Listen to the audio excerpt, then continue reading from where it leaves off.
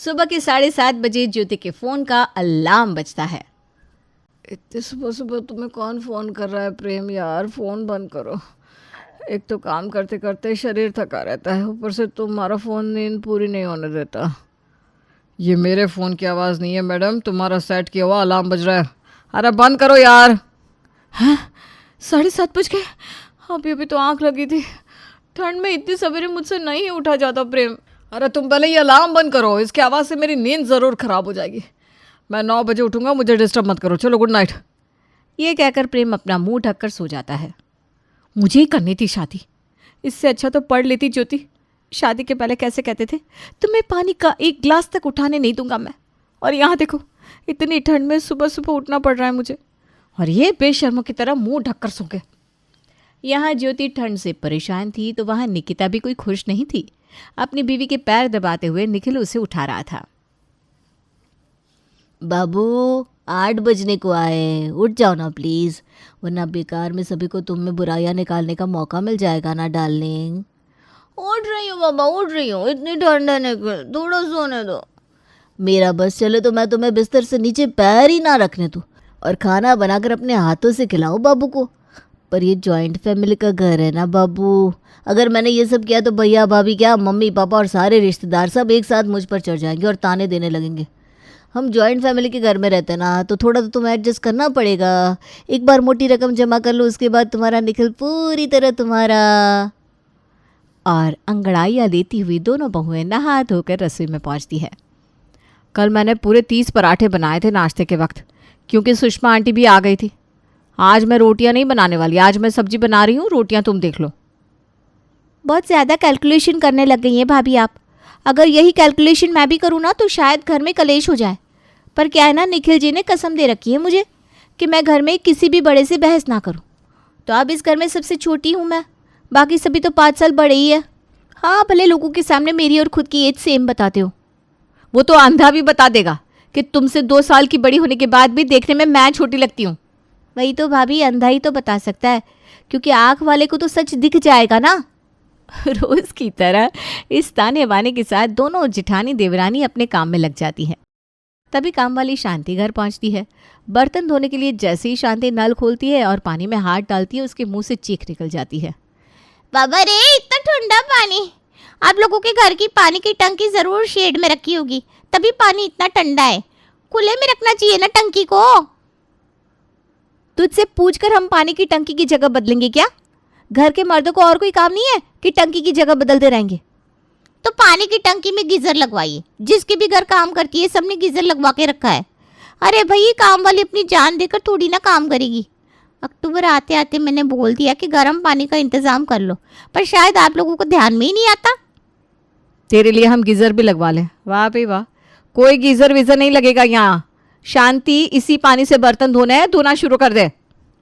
मेरे को गर्मी दिखा रही है, अभी मज़ा चखाती हूँ इनको। शांति एक बड़े से पतीले में पानी भरती है और दरवाजे के बाहर धूप में रख कर आती है और आराम से सोफे पर बैठकर चाय नाश्ता करने लगती है। यह सब क्या है शांति? तू बर्तन ना धोकर सीधा नाश्ता लेकर बैठ गई? मैंने कहा है ना तुझसे कि पहले तू बर्तन साफ करेगी, उसके बाद ही नाश्ता करेगी। बाप रे बाप, आज तो आप सब मेरे को काटने को दौड़ रहे ले। अरे भाई, इतनी ठंड है, नल का पानी इतना ठंडा है, इतने ठंडे पानी से मैं बर्तन नहीं धोएगी। दोनों भाभियों को बोला मैंने कि पानी गर्म करके दो, पर दोनों की दोनों ना बोल रही लिए। तो मैंने पानी गर्म करने के लिए धूप में रखे लाए। अब धूप की किरण से जब पानी गर्म होएगा तो शांति बर्तन धोएगी। इतनी ठंड में खुद की तबीयत बिगाड़ लूँगी क्या मैं? मेरा भी घर बाहर है, देखना पड़ता है सब मेरे को। मौसी जी, ठंड तो है भाई। घर के मर्द भी बीच में बोलेंगे क्या? मैंने बोला ना मौसी जी, घर की औरतों से ही मैं बात करती है बस। लीजिए, आप इसकी साइड ले रहे थे और इसने आपको ही सुना दिया। इसीलिए कहती हूँ औरतों के मामले में बोलने की आदत छोड़ दीजिए। किसी का भला सोचना ही नहीं चाहिए। दुकान में एक पार्टी आने वाली है, मैं निकल रहा हूँ ममता जी। ज्योति और निकिता खाना बनाकर तैयार कर लेती है, पर उन्हें परोसने के लिए बर्तन ही नहीं होते, क्योंकि पानी धूप में गर्म हुआ नहीं था। और जब तक पानी गर्म नहीं होता, शांति बर्तन धोने वाली नहीं थी। एक काम कर ज्योति, तू एक पतीला पानी गैस पर गर्म करके इसे पकड़ा दे। ये बर्तन धोएगी तब जाकर हम खाना खाएंगे, और तब जाकर लगेगा पोछा।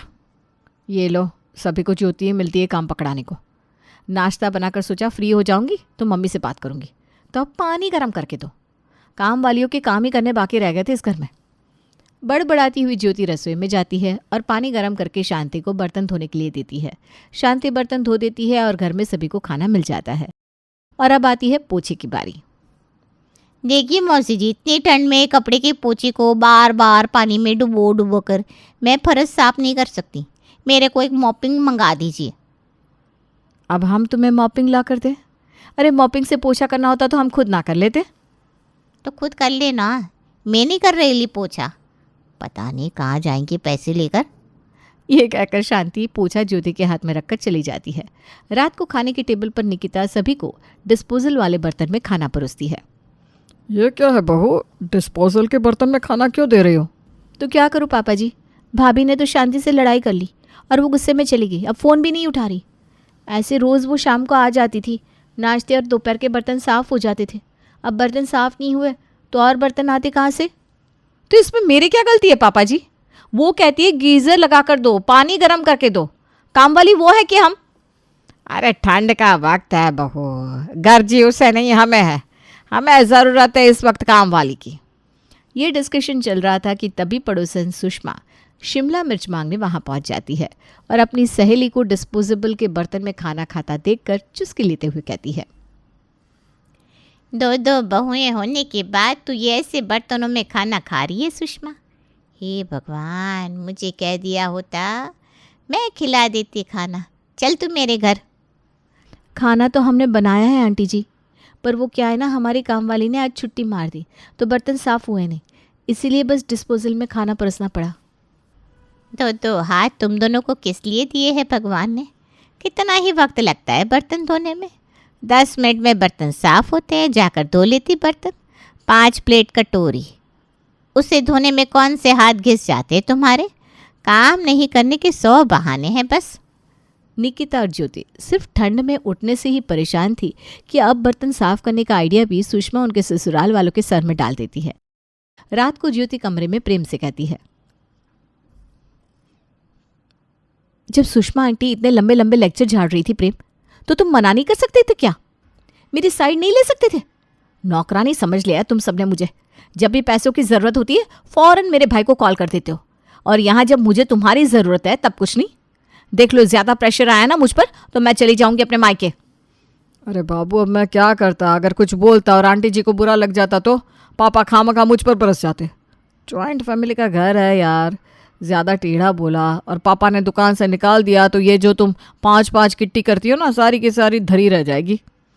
और अगली सुबह ज्योति रसोई में जाती ही निकिता से कहती है, शांति का कॉल आया था, आ जाएगी, पर आज पानी तुम गर्म करोगी क्योंकि कल उसे पानी गर्म करके मैंने दिया था।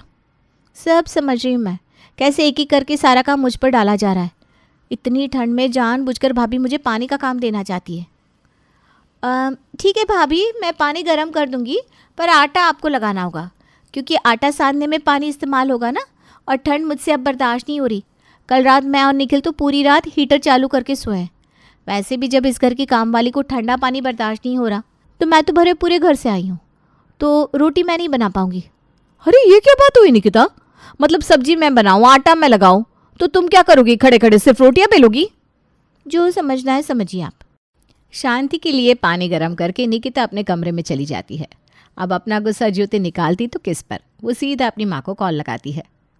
हद कर दिए मेरी देवरानी ने मम्मी, मेरी काम वाली की देखा देखी अब वो भी ड्रामे कर रही है। कहती है ठंडा पानी नहीं छूऊंगी। अब रसोई में तो पानी छुए बिना काम नहीं होता, तो क्या सारा काम मुझ पर डाल देगी? सब उसके चोचले है बेटा। अगर उसे ठंडे पानी से प्रॉब्लम है तो ठंड तो तुझे भी लग सकती है। तेरा शरीर कौन सा लोहे का है? तो भी कहते मुझसे नहीं होगा काम। ना ही निकिता आटा लगाती है ना ही ज्योति। अब नाश्ता बना ही नहीं था तो नाश्ता परोसा जाता कैसे? नाश्ते की टेबल पर बैठा सुरेश अपनी बीबी को आवाज़ लगाता है, ममता जी नाश्ता नहीं बना क्या? तेरी हो रही है मुझे। दोपहर को दुकान से आ नहीं पाऊंगा तो अभी खाकर चला जाता हूँ। अरे ज्योति, निकिता बेटा नाश्ता लगाओ। रूम में निकिता मम्मी, वो क्या ना, उसे बहुत ठंड लग रही है। तो ज्योति का हाथ में नाश्ते का ट्रे लिए ज्योति रसोई से बाहर आती है। इस घर में सिर्फ मुझे ही तो ठंडी नहीं लगती भैया। ये आप सबका नाश्ता, चाय मिक्सचर और बिस्किट। बिस्किट खाकर कैसे दुकान जाएंगे पापा? भाभी थोड़ा तो सोचना चाहिए आपको। ये मिक्सचर और बिस्किट का कौन सा नाश्ता होता है? बोलना तो नहीं चाहिए भैया, पर मैं भी इंसान हूँ। इतनी ठंड में बार बार पानी में हाथ मुझसे भी नहीं डाला जाता। पूरे हाथ फट चुके हैं मेरे। 30 की उम्र में 50 की स्किन हो चुकी है हाथ धो धोकर। ऊपर से मम्मी जी का तो नियम है, अगर प्याज काटो तो हाथ धो फिर ही कहीं लगाओ। जहाँ प्याज कटा उस जगह को साफ करो। बार बार सब्जी काटो और हाथ धोती रहो।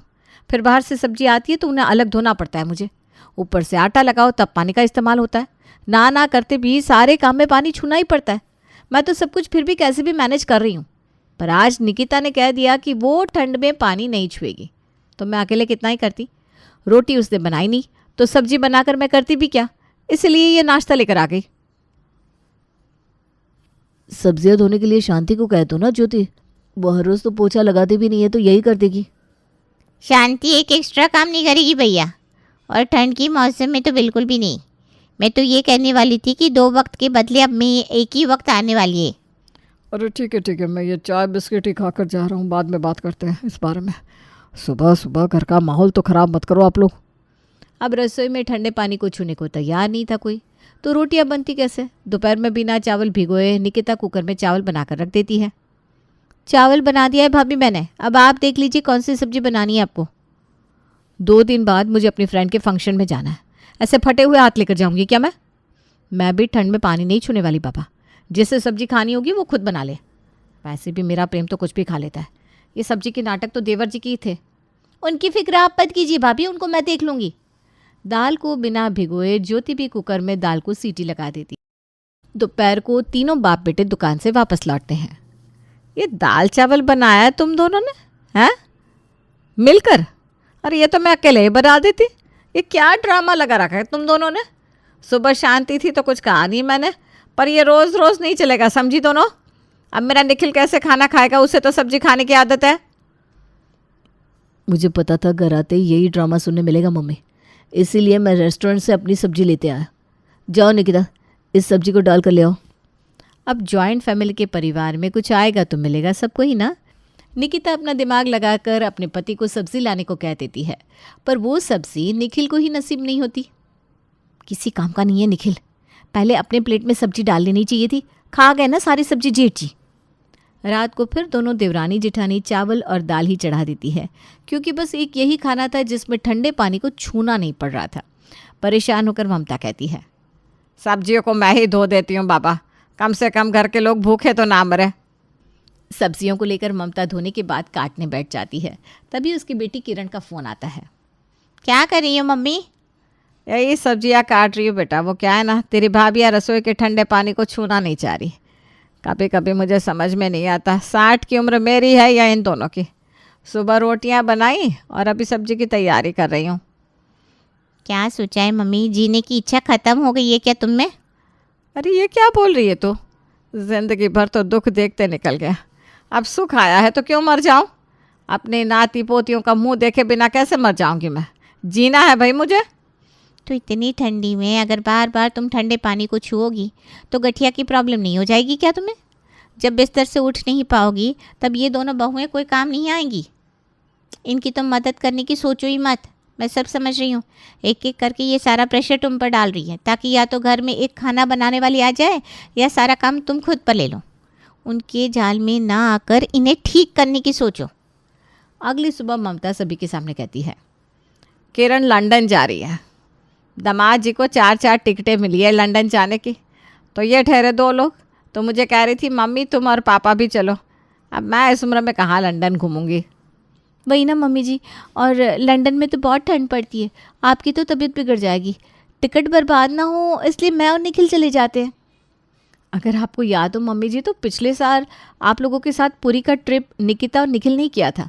उस वक्त मैं और प्रेम घर पर रहे थे, तो उस हिसाब से इस बार हमारा जाना बनता है। ज्योति बिल्कुल ठीक कर रही है मम्मी। और वैसे भी जब ठंडे पानी की बात बोलकर तुम्हारी छोटी बहू ने तुम्हें नाश्ता भी नहीं दिया था, तो कम से कम उस वक्त ज्योति चाय और बिस्किट तो लेकर आई थी सबके लिए। अब अगर कोई तुम्हारे लिए कुछ कर रहा है तो तुम्हें भी उसके लिए कुछ करना चाहिए ना। कमरे से प्रेम अपनी माँ का फ़ोन लाकर उसके हाथ में रख देता है। दीदी को फ़ोन करके कह दीजिए ना मम्मी जी कि मैं और प्रेम जाएंगे लंदन। बोलना तो नहीं चाहिए मम्मी, पर याद है जब तुम्हारे पैर में फ्रैक्चर हो गया था, कैसे दिन रात निकिता तुम्हारी सेवा में लगी रहती थी। वो तो है बेटा, तुम दोनों की बात सही है, पर लंदन में कितनी ठंड होती है। मेरी नाजुक बहुएं कैसे बर्दाश्त कर पाएगी वो ठंड। मैं तो कह रही हूँ तुम दोनों भाई होकर आओ लंदन। ये क्या बात हुई मम्मी जी, मैं क्यों नहीं बर्दाश्त कर पाऊंगी लंदन की ठंड। हनीमून पर मनाली गई थी, मैं भूल गई क्या। शादी के पहले तो लोग कहते थे मैं बर्फ़ की देवी हूँ, आइस बेबी। मुझे तो हमेशा से बर्फ़ खाने की आदत रही है, ये तो प्रेम भी जानते हैं। इतनी ठंड में हर रात को आइसक्रीम मंगाती हूँ प्रेम से। क्यों प्रेम? अरे नास पीटियों, इतने ठंडे शहर में तुम दोनों जा सकती हो, आइसक्रीम और बर्फ़ खा सकती हो, पर रसोई में ठंडे पानी से खाना नहीं बना सकती। खाना तो तुम दोनों ही बनाओगी और कोई नहीं जा रहा लंदन। ये बात मैंने झूठ कही थी तुम दोनों का सच बाहर निकालने के लिए। देख रहे हैं ना आप, इन दोनों लड़कों को प्रॉपर्टी बांटने वाले थे आप। निकिता और ज्योति अपने ही बनाए जाल में फंस जाती है और ठंडे पानी की रसोई उन्हें बनानी ही पड़ती है। हाथ में थैली, गले पर गमछा टांगे, पसीना पोंछते पोंछते विष्णु अपने घर आता है। अरे बाप रे बाप, इस बार की गर्मी तो जान लेकर ही मानेगी। अरे सुषमा जी, थैली तो पकड़िए। इतनी धूप में बाहर जाने की क्या ज़रूरत थी पापा जी, चलिए कमरे में बैठिए, मैं एसी ऑन कर देती हूँ। अरे सुबह के 7 बजे अगर इतनी धूप हो जाएगी तो आदमी सब्जी लाने कब जाएगा बहू। एसी ऑन करके कमरा ठंडा होने दो, 2 मिनट में धुम्मस होगी कमरे में। मैं सुस्ता कर कमरे में आता हूँ। और जैसे ही प्रिया कमरे का एसी ऑन करने जाती है, लाइट चली जाती है। गर्मी में लाइट जाते ही बिन पानी के मछलियों की तरह सभी तड़पने लगते हैं और सभी कमरों से आवाज़ आनी शुरू हो जाती है। ये एसी किसने ऑफ कर दिया? अरे प्रिया, एसी ऑन करो यार। ऐसी रात से गर्मी के कारण सोया नहीं हूँ मैं। वहाँ एक तरफ कमरे से विक्रम ज़ोर ज़ोर से प्रिया को आवाज़ें लगा रहा था, वहाँ दूसरे कमरे से चिंटू अपनी ड्राइंग लेकर बाहर आता है। मम्मा फैन ऑफ हो गया, मेरी पेंटिंग कैसे सूखेगी मम्मा? अरे बेटा, इतनी गर्मी में यहाँ लोग सूखे जा रहे हैं, तेरी पेंटिंग क्या नहीं सूखेगी? जब भी सुई धागा लेकर बैठो ये बिजली को आग लग जाती है। अब ये कुर्ता कैसे सिला जाएगा? मैं खिड़कियाँ खोल देती हूँ मम्मी जी, घर में रोशनी आ जाएगी। सूरज जिस हिसाब से सर पर आ रखा है ना, इतनी रोशनी में तो हम घर का सारा काम कर लेंगे। सिर्फ रोशनी नहीं, लू भी आएगी। लू राजस्थान में कैसे रेत पर लोग चने सेक लेते हैं, ठीक उसी तरह भून जाएंगे हम। अरे कोई ज़रूरत नहीं है खिड़कियाँ खोलने की। प्रिया, एसी। अरे क्या तुम भी चिल्लाए जा रहे हो? मैंने बंद नहीं किया एसी, लाइट चली गई तो मैं क्या करूँ? खंभे पर लटक जाऊँ क्या? ये सुनकर अंगड़ाई लेता हुआ पसीने से लथपथ विक्रम अपने कमरे से बाहर आता है। कैसे सोए आदमी इतनी गर्मी में? रात भर तो बिजली नहीं थी, अभी 2 घंटे पहले आई है और फिर चली गई। मुझे तो ऐसे भी बहुत ज़्यादा गर्मी लगती है और ये बिजली विभाग वालों को संडे के दिन भी बिजली काटनी है। अरे फिक्र मत कर बेटा, इन्वर्टर तो है ना। इस बिजली के आने जाने के चक्कर में कहीं इन्वर्टर डाउन ना हो जाए, इसलिए मैंने बंद कर दिया था। जाकर ऑन कर देती हूँ। पूरे घर में बस एक पंखा और एक बत्ती जलाना, ज़्यादा फ़ैन ऑन करने से पता चला इन्वर्टर भी बैठ गया। और जैसे ही सुशीला इन्वर्टर ऑन करती है, हॉल में फ़ैन ऑन हो जाता है। आहा, ये एसी तो अब आया। पहले तो पसीने में भीगे शरीर को पंखा ही सुकून देता था। यस दादाजी। तो सब एक साथ बैठकर नाश्ता कर लेते हैं। सब अपने अपने कमरे में नाश्ता करेंगे तो फ़ैन ऑन करना पड़ेगा। और प्रिया का पूरा परिवार एक साथ खाना खा रहा था कि घर का एकमात्र चलता फ़ैन भी ऑफ हो जाता है और इन्वर्टर से आवाज़ें आने लगती है। लगता है मैं एसी ऑफ करना भूल गया था। सभी एक साथ विक्रम को देखते हुए चिल्लाते हैं, विक्रम! गर्मी आते ही बिजली की हालत ऐसी हो जाती है कि दिन के 24 घंटों में मुश्किल से 6 घंटे बिजली रहती और बाकी समय रहती बेजोड़ गर्मी। दोपहर के वक्त सभी खाने के टेबल पर बैठे थे कि तभी विक्रम कहता है, ये दाल तो सड़ गई है। अरे हफ्ते भर की बची हुई दाल तुमने मेरी प्लेट में रख दी प्रिया। कम से कम ये तो मत किया करो। हर रोज़ तो टिफ़िन का ठंडा खाना खाना पड़ता है। एक संडे के दिन मुझे घर का खाना नसीब होता है, उसमें भी तुम सड़ा गला खाना देती हो। अरे 2 मिनट पहले बनाया हुआ खाना भी तुम्हें सड़ा लगता है? मुझे तो तुम्हारे टेस्ट बर्ड्स पर बिल्कुल भरोसा नहीं है। आप खाकर बताइए ना पापा जी। बहू, विक्रम ठीक कह रहा है। इस दाल में से तो गंदी बदबू आ रही है और झाग भी आ गया है। पर ये दाल तो मैंने सुबह नाश्ते में बनाई थी और उसके बाद फ्रिज में रख दिया था। रात से लाइट है कहाँ जो तुम्हारा फ्रिज चलेगा? और उसमें रखा हुआ खाना तो सड़ेगा ही ना मोहतरमा। अरे तू जाकर दूध देख बहू, कहीं दूध तो नहीं फट गया।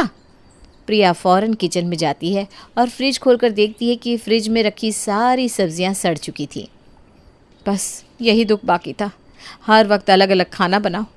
इतनी गर्मी में किचन में रहना होगा, पर करना ही पड़ेगा क्योंकि घंटे भर से ज़्यादा इतनी गर्मी में बाहर सब्जी बचने वाली तो है नहीं। प्रिया का परिवार इस बिजली की समस्या से, इतनी तेज़ गर्मी से बुरी तरह परेशान हो चुका था और हमेशा की तरह रात के ठीक 2 बजे फिर से बिजली चली जाती है। इतनी गर्मी में अंदर सोना तो संभव नहीं। मैं जा रहा हूँ छत पर सोने। मैं भी चलता हूँ पापा। एक काम करते हैं, घर बंद कर देते हैं और हम सभी चलते हैं। प्रिया अपने पूरे परिवार के साथ छत पर जाने के लिए निकलती है तो वो देखती है कि पूरे बिल्डिंग की यही हालत है, सभी के सभी छत पर ही जा रहे हैं। अरे सुशीला, तू भी यहाँ? तेरे तो घर के सभी कमरों में एसी लगा हुआ है। बड़ी चौड़ी होकर घूमती थी तू, क्या हो गया अब? अरे सुशीला बहन, कैसी हो तुम? इस बार की गर्मी ने तो 10 सालों का रिकॉर्ड तोड़ दिया है। बाबा रे बाबा, परेशान हो गए हम तो। आप लोग तो आज छत पर आए हैं, हम सब तो पिछली 1 हफ्ते से यहीं सो रहे। पता नहीं अचानक बिजली को हुआ क्या है, टिकती ही नहीं। परेशान हुए नहीं है भाभी जी, माफ़ कीजिएगा। परेशान तो अब होंगे क्योंकि अखबार में मैंने पढ़ा कि कल से गर्मी और बढ़ने वाली है।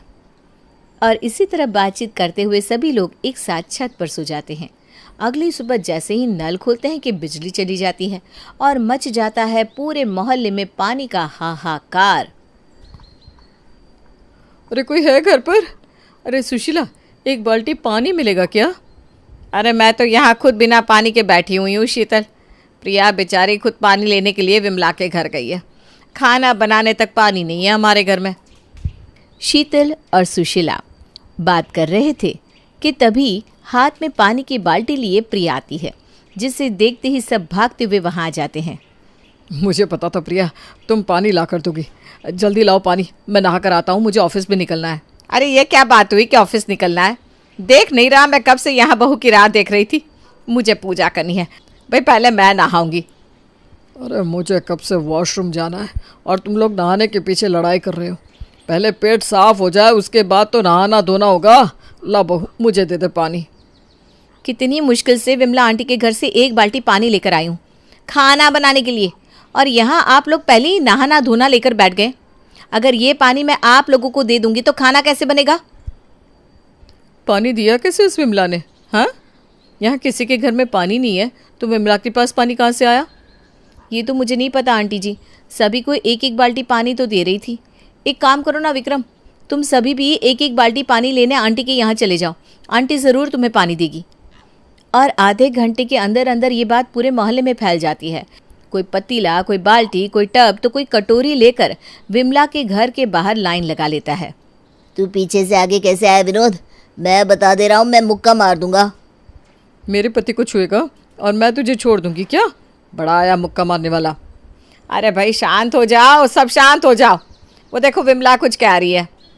एक तो आप लोगों ने अपने घर पर पानी बचा कर नहीं रखा, यहाँ मैं आप सबको पानी दे रही हूँ तो आप लोग लड़ाई कर रहे हैं। फ्री में पानी मिलना बंद। ये क्या विमला, क्या तुमने घर को आश्रम बना रखा है? इनको पानी देना ही है तो अपने नए फार्म हाउस पर बुला कर दो। घर पर ये लाइन लगवाने की ज़रूरत नहीं है। और आप सब भी कान खोल कर सुन लीजिए, ये फ्री की सर्विस अब बंद होती है। अगर पानी चाहिए तो पैसे लगेंगे। छोटी बाल्टी का 200, बड़ी बाल्टी का 300, खाना बनाने का पानी 350। जिसे भी पानी चाहिए मेरे फार्म हाउस पर कूपन कटवाने पहुंच जाना। और ब्रिजबहन सोसाइटी के लोग सुबह सुबह निकल पड़ते हैं विमला के फार्म हाउस की तरफ। मोहल्ले वालों 5:30 बज गए, पानी लाने नहीं जाना क्या? शंभू की आवाज़ सुनकर सभी अपने घरों से निकलकर बाहर आते हैं। पर मैं कैसे जाऊंगी भाई साहब, मेरे हस्बैंड तो घर पर ही नहीं है। सेक्रेटरी किस नाम का हूँ मैं? मुझे पता था सभी को बड़ी दिक्कत होने वाली है फार्म हाउस आने जाने में। आधे लोगों को तो एड्रेस भी नहीं पता। पानी तो सभी को चाहिए ना भाई साहब, इसलिए मैंने एक बस करवा ली है, सब मिलकर पैसे दे देंगे। ये तो आपने बड़ा अच्छा किया अंकल, अब एक ही बस में सब बैठकर चले जाएंगे। और लाइन लगाकर सभी एक एक बस में चढ़ने लगते हैं। इस बस में ये डबल डेकर सुशीला आंटी चढ़ेगी तो कहीं बस पलट ना जाए। अरे शर्म कर ले, तेरी माँ भी कोई काम नहीं है, जा उसे भी हटा ले। हैं बड़ा आया। अरे हो गया बाबा, वहाँ वो पानी देना बंद ना कर दे। सब बस पर चढ़ गए ना? ड्राइवर भैया चलिए बस निकालिए निकालिए। अरे रोको रोको, मैं रह गया हूँ। दोनों हाथों में एक एक बाल्टी लिए किसी तरह भागते हुए विक्रम बस पर चढ़ता है और बस पहुंच जाती है विमला के फार्म हाउस पर, जहां बस को आता देख मुस्कुराता हुआ सुशील निर्मला से कहता है, देख लिया निर्मला जी, ये वही लोग हैं ना जो अपने घरों पर लगी हुई एसी का घमंड आपको दिखाते थे। ला दिया ना सबको लाइन पर। ऐसी बिजली काटी है सभी की कि एसी, कूलर, फ्रिज, अवन धरे के धरे रह गए। और बाहर निकलकर सुशील सभी को पानी का कूपन बांटना शुरू कर देता है। एक बात समझ में नहीं आ रही, अचानक एक रात में इस सुशील के पास इतने पैसे आए कहाँ से? घर पर एक कूलर नहीं है और पूरा का पूरा फार्म हाउस खरीद लिया। एकदम ठीक कहा अंकल जी, ये बात तो मुझे भी समझ में नहीं आई, पर मुझे लगता है विमला आंटी ने पैसे दबा कर रखे होंगे। खुश लोगों की आदत होती है ना खुद को गरीब दिखाने की, और फिर एक बार में बड़ी सी प्रॉपर्टी खरीद कर बैठ जाते हैं। हमें देखिए, 9 से 5 की नौकरी करने के बाद भी हम रोज़ जाते हैं रेस्टोरेंट। उनके घर से आज तक किसी ने पानी पूरी पर पैसे खर्च नहीं किए, और आज सीधा फार्म हाउस खरीद लिया। अरे ये होता है असली बिजनेस माइंड। विमला के घर से पानी लेकर सभी अपने अपने घर के लिए निकल पड़ते हैं। बेकार में लफड़ा लग गया है, न पानी है न बिजली है।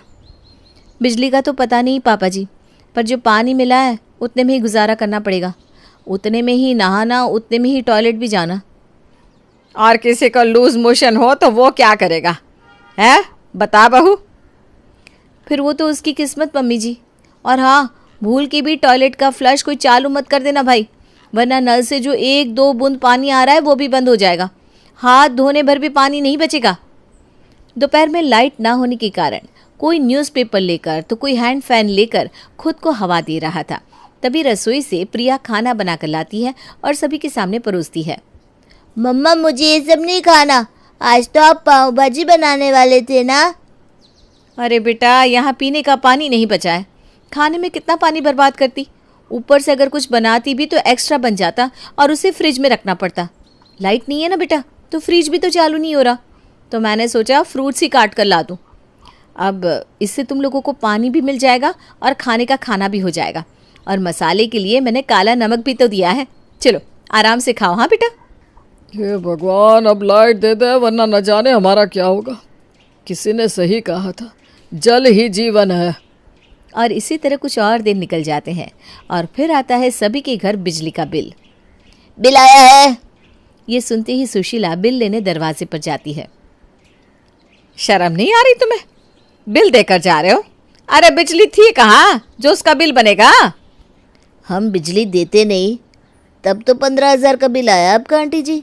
अगर बिजली दी होती तो लगता है पूरे जिले की बिजली आपने अपने घर में ही खपत कर ली होती। क्या 15,000 का बिल? अरे इस महीने तो मेरा एसी ऑन भी नहीं हुआ, एसी क्या पंखा भी नहीं चला है। अरे 15,000 का बिल? मजाक समझा है क्या? शायद 150 रुपये का होगा, बाकी 0 मिस प्रिंट में आ गए होंगे। तभी भागती हुई शीतल वहाँ आती है। अरे कोई घर पर है क्या? अरे इतनी बड़ी मैं तुझे सामने दिख नहीं रही हूँ क्या? हैं? आंखों में अंधियारा छा गया है क्या तेरे? मेरे घर का बिजली का बिल देखेगी ना तो तेरी भी आंख के आगे अंधियारा छा जाएगा। अरे भाई 10,000 का बिल किसके घर पर आता है, वो भी उस महीने जब बिजली थी ही नहीं। एक तो बृजमोहन समिति के लोग तेज गर्मी से परेशान थे, ऊपर से उन्हें पानी के भी पैसे देने पड़ रहे थे, और इन सब में तड़का लगाने आ जाता है महीने का बिल, जो कि इतना ज़्यादा था जिसे देखकर सभी सीधा सोसाइटी में मीटिंग बुलाने की सोचते हैं। शांति शांति, हल्ला मत कीजिए, बेकार में आप लोग चीखेंगे और आप लोगों को प्यास लगेगी। और पीने का पानी का रेट 500 कर दिया है विमला जी ने। अरे पूरे 1 हफ्ते से इसी लुंगी में हूँ मैं। शर्ट कौन पहने इतनी गर्मी में, और शर्ट पहनो तो उसे धोने भी निकालना होगा। ये तो हालत है, ऊपर से 15,000 20,000 बिजली का बिल आ रहा है। कैसे भरेंगे हम बिजली का बिल? वही तो अंकल, मुझे तो ऑफिस से घर आने का मन ही नहीं करता। कल रात तो मैं बाहर कार में ही सोया हूँ एसी चलाकर। क्या ही करूँ, नींद पूरी नहीं होगी तो ऑफिस जाऊंगा कैसे? ऊपर से ये बिजली का बिल। मुझे तो लग रहा है सोसाइटी के मीटर में ही कोई गड़बड़ी है, वरना इतना बिल कैसे आ सकता है? अरे कोई गड़बड़ी नहीं है सोसाइटी के मीटर में, मैंने कल ही मीटर चेक करवाया था। अब तुम लोग एसी चलाओगे तो क्या होगा? भूल गई आप सुशीला जी, किस तरह मेरे घर आकर अपनी एसी का गुणगान करती थी आप? और तू शंभू, तूने भी कम हमारे घर पर आकर हमें नीचा नहीं दिखाया। देखो हमारे घर तो इतनी फैसिलिटी है नहीं, हमारा बिल तो 500 का आया है। अब तो लगता है सरकार ने एसी लगाने पर भी बिजली का बिल काटना शुरू कर दिया। और अच्छी खासी डिस्कशन के बाद भी इस प्रॉब्लम का कोई सोल्यूशन नहीं निकलता और मीटिंग खारिज कर दी जाती है। मुझे नहीं लगता कि इन मीटिंग से कोई फ़ायदा होने वाला है। आप सब अपने अपने दिमाग में इस प्रॉब्लम का उपाय सोचिए। आज के लिए इस मीटिंग को यहीं बर्खास्त करते हैं। तभी पुलिस की गाड़ी की आवाज़ सोसाइटी में आती है और एक एक कर पुलिस वाले सोसाइटी के मीटिंग हॉल में पहुंचते हैं। आप में से सुशील कौन है? आपके फार्म हाउस पर रेड पड़ चुकी है। मेरे फार्म हाउस पर रेड कैसे हो सकता है? विदेश में घूम घूम कर लोगों के खाते लूटते हो, उस पैसों से फार्म हाउस बनाते हो और कहते हो रेड कैसे पड़ सकती है? तुम्हारी सारी प्रॉपर्टी जब्त कर ली गई है। अरे नहीं नहीं सर, वो फार्म हाउस मेरा नहीं है, वो तो किसी सुशील का है जो विदेश में घूमता रहता है। जब मुझे पता चला कि उसका फार्म हाउस खाली है तो मैंने दिमाग लगाया और अपने मोहल्ले वालों की बिजली काटनी शुरू कर दी ताकि बिना बिजली के किसी के घर पानी ना पहुंच पाए। और फिर मैंने उसके फार्म हाउस से लोगों को पानी देना शुरू किया और अच्छा खासा पैसा कमा लिया। आपको चाहिए तो मेरे पानी से कमाए हुए पैसे वापस ले लीजिए, पर मुझे इन चीज़ों में मत फंसाइए साहब। ये लो प्रिया, हो गया बत्ती गुल होने का प्रॉब्लम सॉल्व। डरिए मत सुशील जी, मैं कोई पुलिस वाला नहीं हूँ। मुझे तो यहाँ प्रिया ने बुलाया था, मैं तो एक थिएटर आर्टिस्ट हूँ। ये सब तूने क्यों किया सुशील? तो ये करते भी क्या? आप सब मिलकर हमारा मजाक उड़ाते थे। ये सब सुन सुनकर इनका मन एक दिन भर आया और हमने तुम सब से बदला लेने की सोची और ऐसा कर दिया। आपके कारण हम सबको बहुत प्रॉब्लम हुई है आंटी, पर गलती हम सबकी भी है। इसीलिए बिना किसी को ब्लेम किए हमें इस टॉपिक से आगे बढ़ना चाहिए। पर हाँ, सबके एक्स्ट्रा बिजली का बिल तो आपको ही भरना होगा, वरना नैना, मैं तेरे बिना नहीं रह सकता, तेरे पे मैं मरता हूँ। हाँ तो अब शादी कर लेते हैं, वैसे भी बहुत वक्त हो गया है हमें रिलेशनशिप में रहते हुए। अब मैं भी अपनी सहेलियों की तरह अपना घर बसाना चाहती हूँ। तो ठीक है, कल ही घर पर बात करते हैं। मैं अपने घर पर बात करता हूँ, तो अपने घर में बात करो। मुझे तो अपने घर में बात करने की हिम्मत ही नहीं हो रही। मेरे घर में किसी की लव मैरिज नहीं है, मैं पहली हूँ जो ऐसा करने जा रही हूँ। बात कैसे करूँगी मैं? अरे इतना क्या सोच रही हूँ, जब करना है तो करना है। तुम्हें क्या मेरे साथ नहीं रहना? तुम मुझसे प्यार नहीं करती हो क्या? मैं भी तो अपने घर में बात करने जा रहा हूँ ना। अरे तुम लड़के हो और वैसे भी ना तुम्हारे घर वाले बहुत कूल है। एक लड़की के लिए बहुत मुश्किल होता है अपने घर पर बात करना। ठीक है, तुम नहीं कर सकती हो तो मैं करता हूँ तुम्हारे पापा से बात। बोलो कब करूँ? नहीं नहीं नहीं नहीं, तुम मत करो, मैं करती हूँ बात सबसे। थोड़ा वक्त दो ना मुझे। 10 साल का वक्त कम था क्या? अब और वक्त नहीं दे सकता मैं, आज ही बात करनी होगी तुम्हें। यार तुझसे समझते नहीं हो, मैं तेरे बिना नहीं रह सकता हूँ। तू मेरे नाल प्यार नहीं कर दिया। नैना की आंखें भर जाती है, वो गगन के गले लग जाती है और धीरे से कहती है, गगन मैं आज ही अपने घर में बात करती हूँ। मैं तुमसे बहुत प्यार करती हूँ, बहुत बहुत बहुत। तुम कभी ऐसा मत पूछना कि मैं तुमसे प्यार नहीं करती हूँ क्या। अरे पगली, ये तो बुरा मान गई। गगन और नैना खा पीकर अपने अपने घर चले जाते हैं।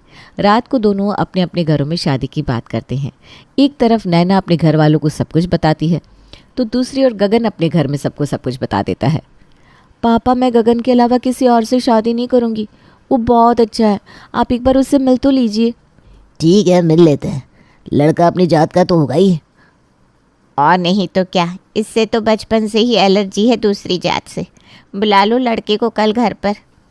अब नैना के मन में उथल पुथल शुरू हो जाती है। वो खुद से कहती है, अब क्या करूं, कैसे बताऊं कि ये गगन पंजाबी है। कहीं बताने से मिलने को ही मना कर दिया तो क्या करूंगी। बता देती हूँ, अब ओखली में मुंह डाल ही दिया है तो मुसल से क्या डरना।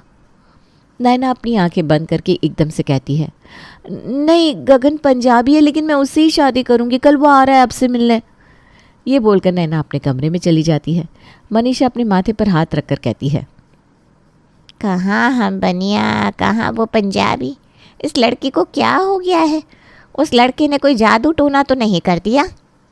जादू टोना हो या जो भी हो देख लूँगा मैं, चिंता मत करो। नैना ने लड़के से मिलने को कहा है, हम मिलेंगे और लड़के में कोई ना कोई कमी निकाल कर इस शादी के लिए मना कर देंगे। हाँ तब ठीक है। उधर गगन कहता है, पापा जी मैनू नैना पसंद है, नैना मेरी आंखों में बस गई सी, मैं उसके नाल ब्याह करागा। अमनदीप ये सुनकर सोफे से उठ खड़ा होता है। गगन के कंधे पर हाथ रखकर कहता है, वाह मेरे पुत्र, आज तेनू साबित कर दिया कि तू मेरा ही पुत्र है।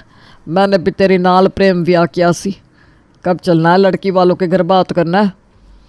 तूने तो हमारी टेंशन दूर कर दी कुड़ी देखने की।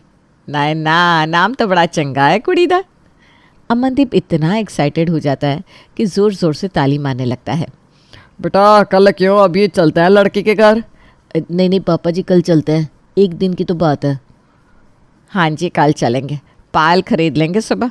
बहू को पहली बार देखेंगे तो कम से कम कुछ तो देना होगा ना। तेरे पापा जी ना बहुत हड़बड़ाते हैं। हरजोत तुसी ना मेरा दिल लूट लीता, मेरे दिल विच जोत जला दीता। मैं तेनू प्यार करदा, तेरे ऊपर मैं मरदा। तुसी ना चलो खा पी कर सोने चलते हैं, कल की तैयारी भी तो करनी है मैनू। एक तरफ सब कोई सोए रहते हैं, दूसरी ओर नैना और गगन को रात भर नींद नहीं आती। अगले दिन हरजोत सुबह पहले ही बाजार चली जाती है। फिर दोपहर में अमनदीप, हरजोत और गगन नैना के घर जाते हैं। जाते ही अमनदीप शंभू से कहता है, भाई साहब दोनों बच्चे एक दूसरे से प्यार करते हैं, तो अब इसमें हमारा क्या है? बिना सोचे हमें इन दोनों की शादी पक्की कर देनी चाहिए। बैठ के बात करते हैं।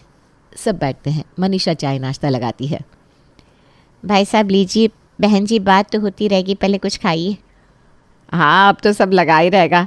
नैना से मिलना चाहते हैं हम। नैना आ जाएगी थोड़ी देर में।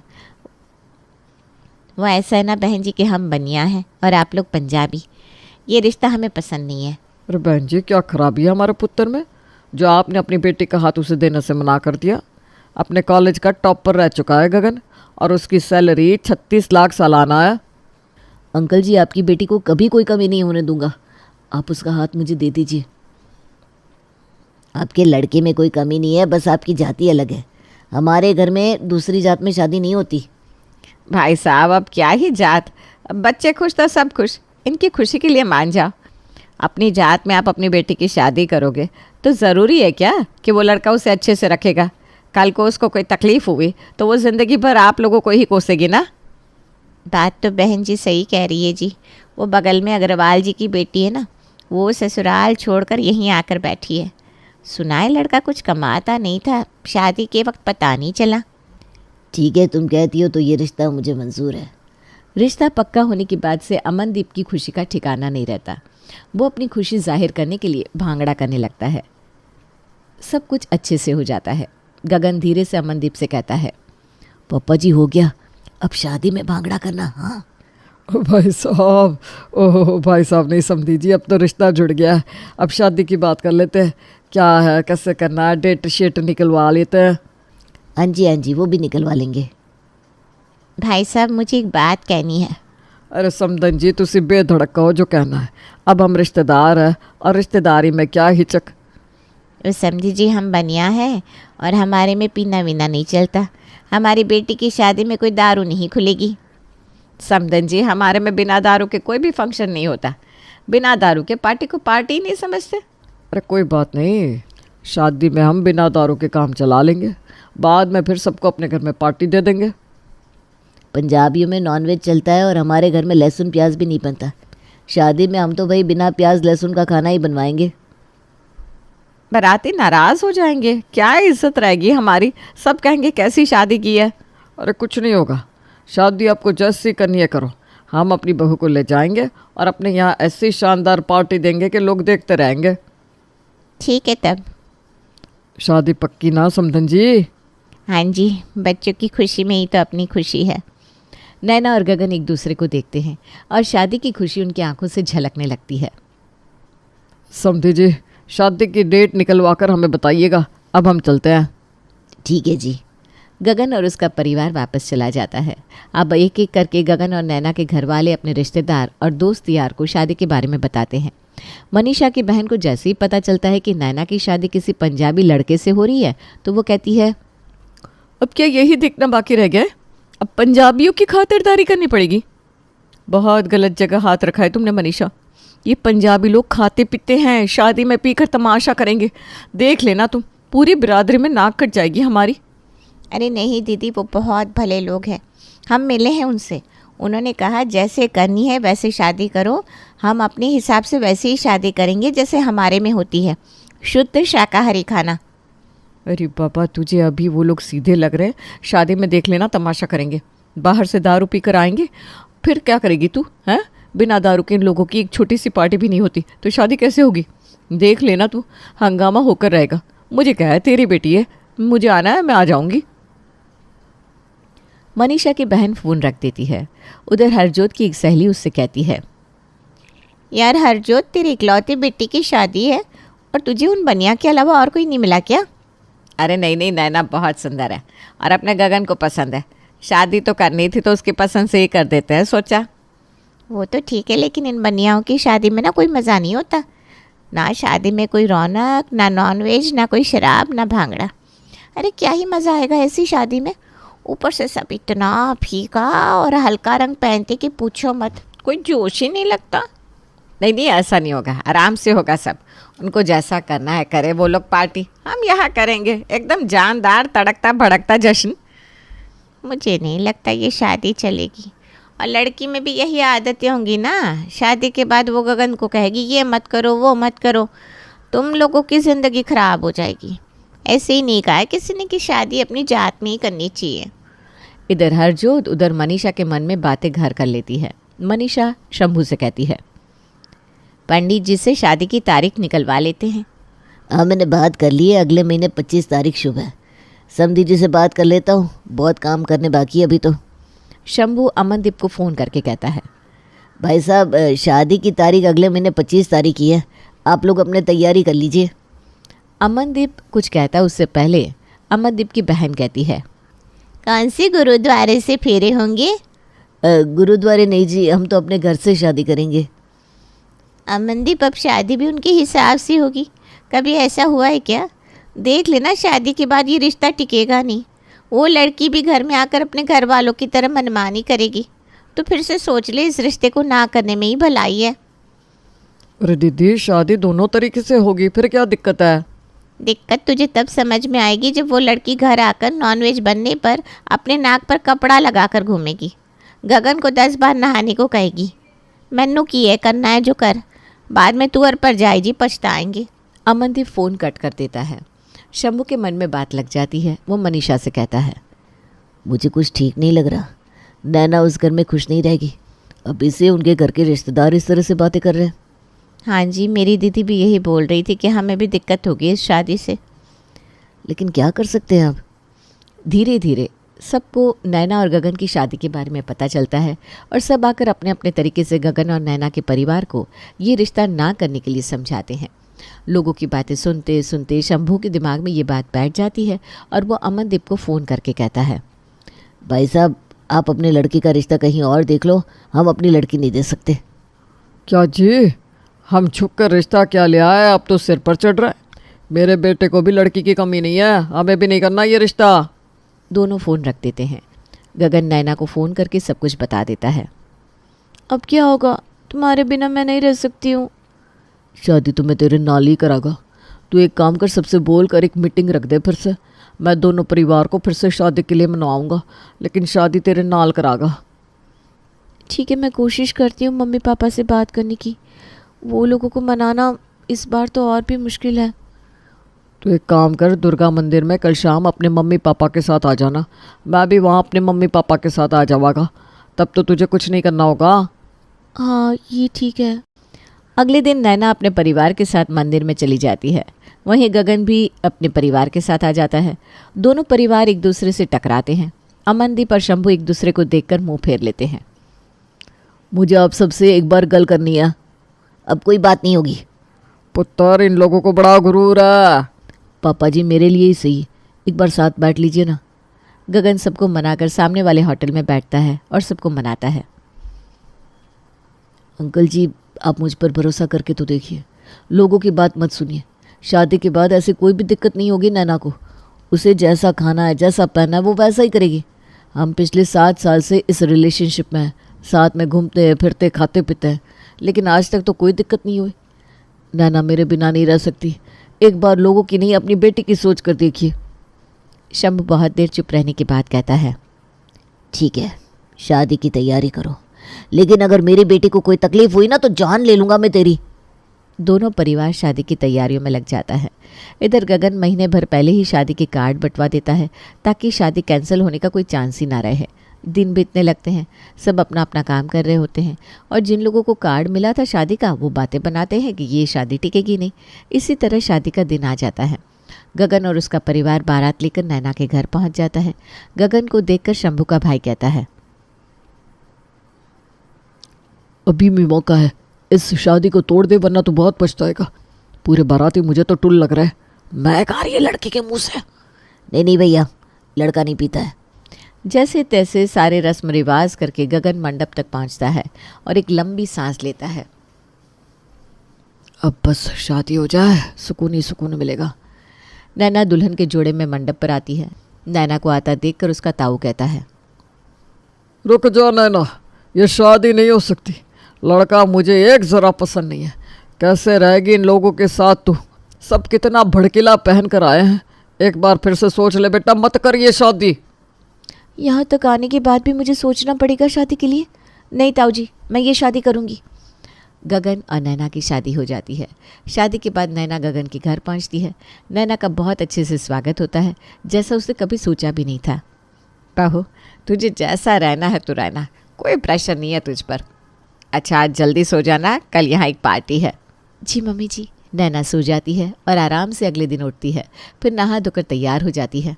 बहू, आज कोई काम नहीं करना तुझे, शाम को पार्लर वाली तुझे तैयार कर देगी। मम्मी जी, पार्टी में नॉनवेज होगा ना, मैं नहीं खा पाऊँगी। अरे बहू, नॉनवेज का अरेंजमेंट दूसरे फ्लोर पर किया है हमने, तुझे कोई दिक्कत नहीं होगी। और आज से हमारे घर में भी नॉनवेज बनना बंद हो गया है। थैंक यू सो मच पापा जी एंड मम्मी जी। नैना नाश्ता करती है, जो कि बिल्कुल उसके घर की तरह ही होता है। शाम को नैना तैयार होकर पार्टी में जाती है, जहां उसे मुंह दिखाई में बहुत सारे तोहफे मिलते हैं और खाना भी उसकी पसंद का होता है। पार्टी में शंभू और मनीषा भी आते हैं। सबको देखने के बाद शंभू मनीषा से कहता है, गगन ने ठीक कहा था, कोई कमी नहीं होने देगा अपनी बच्ची को। वही तो, हम झूठ में लोगों की बातों में आ रहे थे। अपनी बच्ची खुश है और क्या चाहिए हमें। ज़्यादा खुश मत हो, अभी एक दिन हुआ है। ये सब दिखावा करने में तो पंजाबी लोग माहिर होते हैं। ऐसे ही नहीं अपनी बच्ची को फंसाया है। किसी रोज़ घर जाकर देखना, तब समझ में आएगा। वरना अपनी नैना तो इतनी भोली है कि खुद से कुछ कहेगी भी नहीं किसी से। वैसे भी पग फेरे के लिए उसे लाने तो जाना ही होगा, और ये बात समधन जी और समधी जी को पता नहीं है। पार्टी अच्छे से हो जाती है और अगले दिन शंभू और उसका भाई नैना को लेने अमरदीप के घर पहुंच जाते हैं। समधी जी, आइए आइए, बैठे बैठे। हरजोत, खाने पीने का इंतज़ाम करो, पहली बार समधी जी घर आए हैं। आ रही हूँ। हरजोत चाय नाश्ता लेकर आती है। समधन जी, मैं नैना को पग फेरे के लिए लेने आया हूँ, उसे ज़रा बुला दीजिए। वो तो सो रही है, कल थकी हुई थी ना। पता होता तो हम पार्टी अगले दिन ही रख लेते। नहीं जी, ऐसी बात नहीं है। ठीक है, फिर हम चलते हैं। वो उठ जाए तो बता दीजिएगा, हम लेने आ जाएंगे। समधी जी, आप क्यों तकलीफ़ करते हैं बार बार? गगन बहू को छोड़ देगा। ठीक है जी, हम चलते हैं। शंभू और उसका भाई वहाँ से वापस आ जाते हैं। रास्ते में शंभू अपने भाई से कहता है, भैया, अब तो यकीन हुआ कि हमारी बेटी खुश है।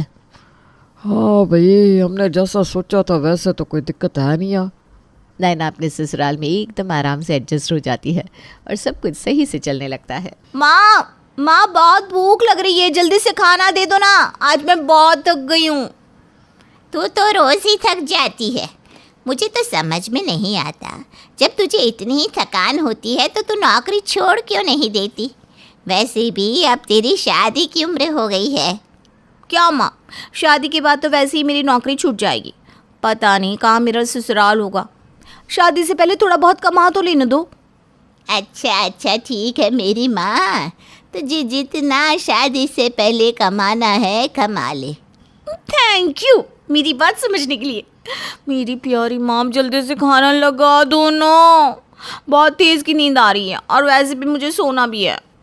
तेरा तो रोज़ का ही है, ऑफिस से आओ, खाओ और सो जाओ, फिर सुबह उठो और ऑफिस चले जाओ। माँ के लिए तो समय ही नहीं है। रुक, अभी लाती हूँ तेरा खाना। इतना बोलकर राधा की माँ राधा के लिए खाना लेकर आती है और आधा खाना खाकर 9 बजते ही राधा सो जाती है। राधा का पूरा परिवार भी जल्दी सो जाता है। अब इसी तरह से कुछ दिन बीत जाते हैं। राधा के लिए विजय नाम की एक बहुत ही अच्छी लड़की का रिश्ता आता है। राधा, मुझे तो ये लड़का बहुत पसंद है, एक बार तू अपनी मंजूरी दे दे। अगर तुझे लड़का पसंद है तो शादी कर देंगे। माँ, जब घर में सबको लड़का पसंद है तो फिर मुझे क्या एतराज़ होगा? और वैसे भी लड़के में कमी तो है नहीं, अच्छा पैसा कमाता है, सुंदर है, छोटी फैमिली है, और क्या चाहिए? सच कहूँ तो माँ, ये मेरे सपनों का राजकुमार है। राधा की बातें सुनकर राधा की माँ को बहुत हंसी आती है।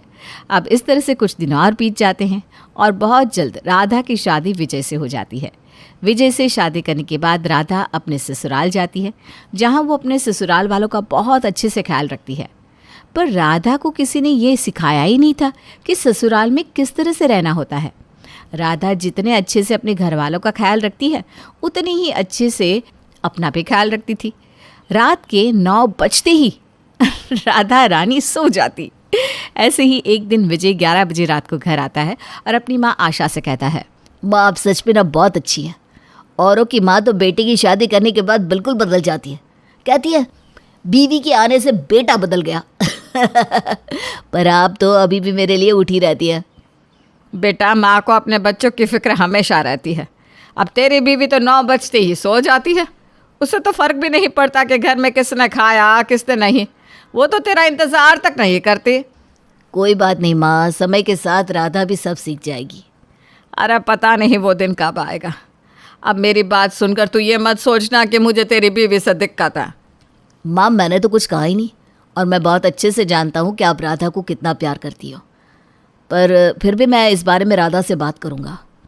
अभी राधा को ससुराल में आए हुए कुछ ही दिन हुए थे, इसलिए ससुराल वाले भी राधा से कुछ नहीं कहते। पर जैसे जैसे समय बीतता है वैसे वैसे राधा के जल्दी सोने की ये आदत आशा को खटकने लगती है, क्योंकि बहू के होने के बाद भी रात का खाना और बर्तन बेचारी आशा को करना पड़ता था। लो जी, अभी तक रसोई में सारे बर्तन गंदे ही पड़े हैं। 9 बजते नहीं कि महारानी जी तुरंत जाकर सो जाती हैं। लगता है विजय ने इससे बात नहीं करी। अब मैं ही कल बहुरानी से बात करूंगी।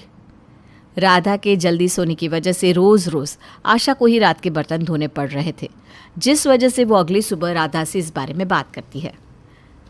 बहू, मुझे तुझसे ज़रा बात करनी थी।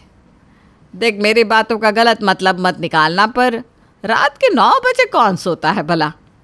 क्यों माँ जी, क्या हुआ? बहू, घर में बहुत से ऐसे काम होते हैं जो सोने से पहले करने होते हैं, जैसे सबके खाने के बाद बर्तन और रसोई की सफाई। विजय हमेशा रात में लेट आता है। अपने पति का इंतज़ार कर लिया कर, ताकि जब वो आए तो तू उसे खाना दे सके।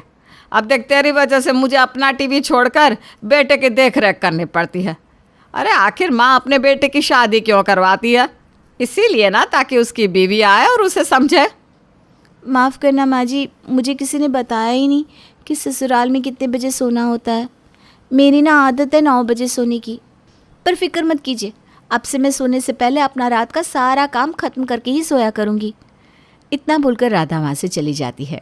राधा की बातें सुनकर आशा को लगता है कि राधा उसकी सारी बातें अच्छे से समझ चुकी है। अपनी बहू की ये बात सुनकर आशा भी बहुत खुश होती है और वो निश्चिंत हो जाती है। अब रात को राधा जल्दी जल्दी खाना बना लेती है और सभी घर वालों को खाने के लिए बुलाती है। माँ जी बैठ जाइए ना खाने के लिए। मैंने विजय जी से भी बात कर ली है, वो भी बस आते ही होंगे। उन्होंने अपने मालिक से बात कर ली है, अब से उनकी छुट्टी थोड़ी जल्दी हुआ करेगी ताकि वो हमारे साथ खाना खा सके। अरे बहू, सच में ये तो बहुत अच्छी बात है कि अब से विजय भी हमारे साथ खाना खाएगा। पर बहू, अभी सिर्फ 8 बज रहे हैं, इतनी जल्दी खाना कौन खाता है? माँ जी, इंसान जितना जल्दी खाना खा ले उतना ही अच्छा है, और मुझे सोने से पहले अपने सारे काम भी तो ख़त्म करने हैं। और मैंने ये भी सोच लिया है कि अब मैं इतनी जल्दी नहीं सोया करूँगी, अब से ना मैं 10 बजे सोया करूँगी। अब तो ठीक है ना माँ जी? राधा इतनी मासूमियत के साथ अपनी बात अपनी सास के सामने रखती है कि आशा कुछ नहीं कह पाती और चुपचाप खाना खाने लगती है।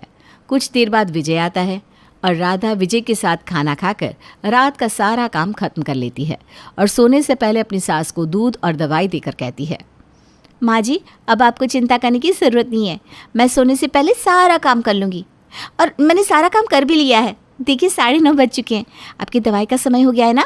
डॉक्टर हमेशा आपसे कहते हैं कि 9:30 बजे दवाई खा लीजिए, पर आप मानती नहीं और रात के 12 बजे खाती हैं। लेकिन आज आपको मेरे सामने दवाई खानी है ताकि मैं आराम से सोने के लिए जा सकूं। क्या अभी दवाई? अरे पर अभी कुछ देर पहले तो मैंने खाना खाया है, मेरा पेट भरा हुआ है, दवाई किस पेट से खाओ? माँ जी दवाई पेट से नहीं मुंह से खानी है। चलिए चलिए नाटक मत कीजिए, दवाई लीजिए चलिए। इतना बोलकर राधा ज़बरदस्ती अपनी सास को दवाई खिला देती है और खुद सोने के लिए चली जाती है। आज आशा ने इतनी जल्दी खाना खा लिया था और दवाई भी ले ली थी कि उसको रात लंबी लग रही थी, इसलिए वो अपना टाइम पास करने के लिए टीवी देखने लगती है। आज कितने दिनों बाद ये सीरियल देख रही हूँ, वरना इस वक्त तो खाने के लिए बैठती थी। चलो जल्दी खाना खाने से मैं भी फ्री हो गई और अपना फेवरेट सीरियल सही समय पर देख पा रही हूँ। जहाँ आशा आराम से टीवी देख रही थी वहाँ टीवी की आवाज़ से राधा को सोने में दिक्कत हो रही थी। ये देखकर राधा विजय से कहती है, विजय जी माँ को कहिए ना टीवी की आवाज़ थोड़ी कम कर ले, मुझे नींद नहीं आ रही। आप जानते ना मुझे जल्दी उठना भी है क्योंकि आपके ऑफिस का टाइम चेंज हो गया है। राधा ऑफिस का टाइम भी तो मैंने तुम्हारे कहने पर चेंज करवाया, वरना मैं तो आराम से जाता था, आराम से आता था। हाँ हाँ मैं सब जानती हूँ। अब ज़रा माँ जी से बोले ना कि टीवी की आवाज़ कम करे ताकि मैं सो सकूँ। राधा के कहने पर विजय अपनी माँ से बात करता है और टीवी की आवाज़ कम करवाकर खुद भी सोने के लिए आ जाता है।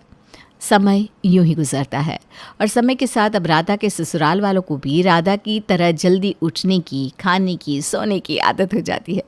ये सब कुछ आशा को अच्छा नहीं लगता। अब ऐसे ही एक दिन आशा की दोस्त उससे मिलने के लिए घर आती है, जहाँ दोनों सहेलियाँ बैठकर अपनी बहू की बातें करती हैं। अरे सुलेखा बहन, तेरी तो किस्मत अच्छी थी जो तुझे इतनी अच्छी बहू मिल गई। मेरी जैसी बहू तो भगवान किसी को ना दे। क्या हुआ आशा बहन, तुम ऐसा क्यों बोल रही हो? तुम्हारी बहू कुछ काम नहीं करती क्या? अरे नहीं बहन, काम तो वो समय से पहले करके रख देती है, पर उसके घर वालों ने सिखाया ही नहीं कि सोना कब होता है। अरे 10 बजते ही रात को सो जाती है। उसकी वजह से मैं टीवी भी नहीं देख पाती और उसकी वजह से अब मुझे भी जल्दी सोना पड़ता है। जब से मेरे घर में बहू आई है ना, तब से मुझे दवाई भी जल्दी लेनी पड़ रही है। मेरी बहू को तो देख कर लगता है कि डॉक्टर ही घर में आ गया है। सही कहते हैं लोग, बहू अच्छी मिल जाए तो भी सास को दिक्कत और बुरी मिल जाए तो भी दिक्कत। अरे सुलेखा बहन, बहू जल्दी सो जाती है, जल्दी उठ जाती है, इस चीज़ से तुम्हें दिक्कत हो रही है, जबकि तुम्हारी बहू की इस आदत ने तो तुम्हारी बीमारी को कंट्रोल में कर लिया। वो कैसे? और इसमें अच्छा क्या है? आशा, जब तुम समय से खाना खाती हो, दवाई खाती हो और अपनी नींद पूरी कर लेती हो, जिस वजह से तुम्हें डॉक्टर के पास जाना नहीं पड़ रहा, बहू के जल्दी सोने की वजह से तुम्हारी आंखों पर अब जोर नहीं पड़ रहा टीवी देख देख कर, और तुम्हारी बहू के जल्दी सोने की वजह से तुम्हारा बेटा भी अब समय पर घर आने लगा है, और तुम हो कि इस तरह की बातें कर रही हो। तुम्हारी बहू के जल्दी सोने की आदत ने तुम्हारे घर के कलेश को भी ख़त्म कर दिया है। सब कुछ कितना अच्छा और ठीक हो चुका है। हाँ सुलेखा, तो बिल्कुल सही कह रही है। मैंने कभी इस नज़र से देखा ही नहीं। बस बहू के जल्दी सोने की आदत की वजह से मेरी आदतों में बदलाव आ गया, और इन सब के बारे में ही मैं सोचती रहती थी कि मैं बहू की वजह से रात भर टीवी नहीं देख पा रही हूँ, और इसलिए अपना गुस्सा बहू के ऊपर निकाल रही थी। जबकि बहू के आने के बाद कितना कुछ बदल गया है। यही तो मैं तुझे समझा रही थी आशा। देख, बहू के जल्दी सोने की वजह से कितने फ़ायदे हैं, और वैसे भी गांव में जाएगी ना तो तू खुद देखेगी कि वहाँ के लोग कितनी जल्दी सोते हैं, उठते हैं और खाते हैं। ये तो शहर में आकर इंसान शहरी बन गया है। सुलेखा की बातें सुनकर आशा को महसूस होता है कि जल्दी सोने की वजह से उन्हें कितने फ़ायदे हो रहे हैं, जिसके बाद फिर कभी आशा अपनी बहू से कोई शिकायत नहीं करती, और अब खुद भी अपनी बहू की तरह सब कुछ समय पर करती है। अपनी सास का बदला रूप देखकर राधा की भी खुशी बढ़ जाती है, क्योंकि अब उसे किसी को अपनी बात समझानी जो नहीं पड़ती।